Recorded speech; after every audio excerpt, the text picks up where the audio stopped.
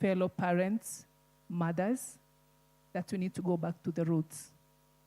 They spoke of spending a lot of time on things that doesn't really matter a lot of time on the screen, a lot of time on social media, a lot of time thinking of who they are, what they should do, and how they journey through. We don't have a curriculum that help our young people to navigate on how to responsibly use the tech, and of course now the AI. So my appeal is go back to the roots. Thank you. And as you go back to the roots, maybe I'll still stay on you, Evelyn. If you go back to the roots, the question of the age of the youth. We define youth as someone between the age of 18 and 35. Is there a cutoff point for that journey you are talking about? Can a parent say, my daughter, my son is 21 years old, they can make their own decisions? A lot have changed, as I said. The children we are raising today are not the same as who were raised when I was young.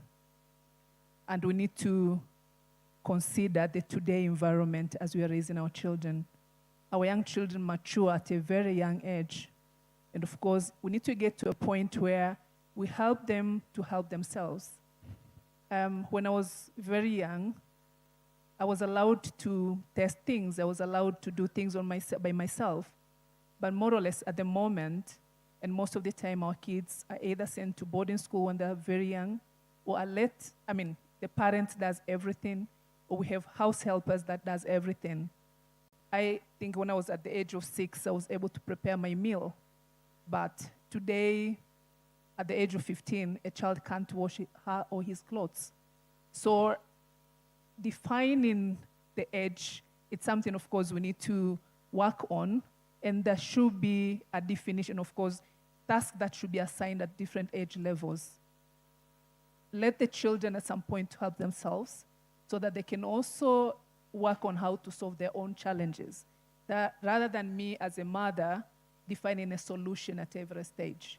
So step by step, allow them to test things, to do their own things, and slowly they'll be able to take charge of their life. I don't think it's fair for me, and today we are seeing parents taking their child to university, accompanying them to the university, but we need to also help them to be able to navigate along the challenges by letting them to do things by themselves. Thank you. All right, and I would like to hear the youth perspective on your contribution. Let's go to Joseph Oburu.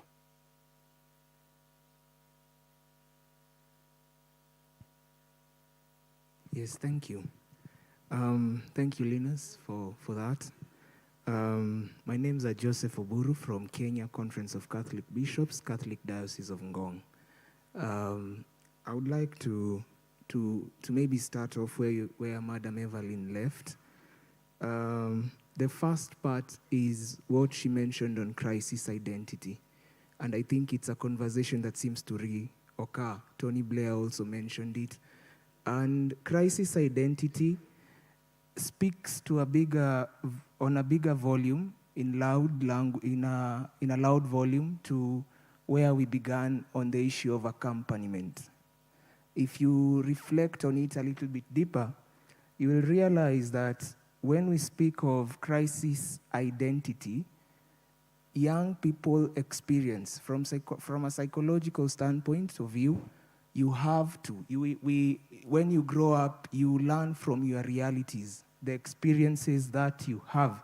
And I thank you, Madam Evelyn, for mentioning the point where young people, and this came out clearly in the report for the young people, that back at home, the parents are not available in most places. When you go to the school or the institutional setup, because young people spend most of their young lives in the educational institutes, again, we interact at a professional level. So the issue of accompaniment will be optional. It is based on the preference of whether your lecturer is a good friend, whether your high school teacher is a good friend, but it is not a mandatory experience. It's a preferential option. One can choose to do that or not. Then now the part that hits the most is when we come to the church. So after all this, remember here we have not even started talking about the government. The government has its own issues. But now when we come to the church, that is the last hope. That is the last place the young people are looking to. And that's why in the report it came out very clearly. The young people felt sad that at some point where they hoped, where they hoped the answer could come from, now the issue of accompaniment also follows back into the church. So when we go to the church in our parishes, you realize that the parish priest is too busy.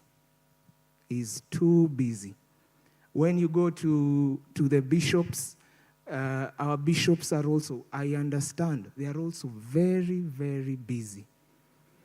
So it now gets to a point that it becomes a struggle. It becomes a struggle to get somebody who will journey with you. Remember when we talk of synod and synodality, we are talking of walking together, journeying together. Now, if I do not see hope in this story of synod and synodality, where else will I get that hope? Thank you.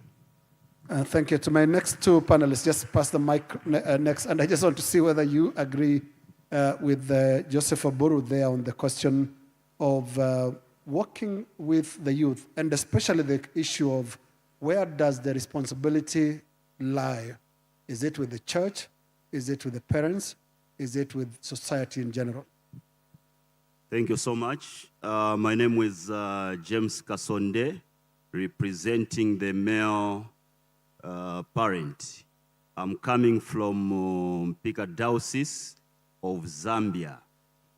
I think the issues raised regarding the challenges being faced by the youth actually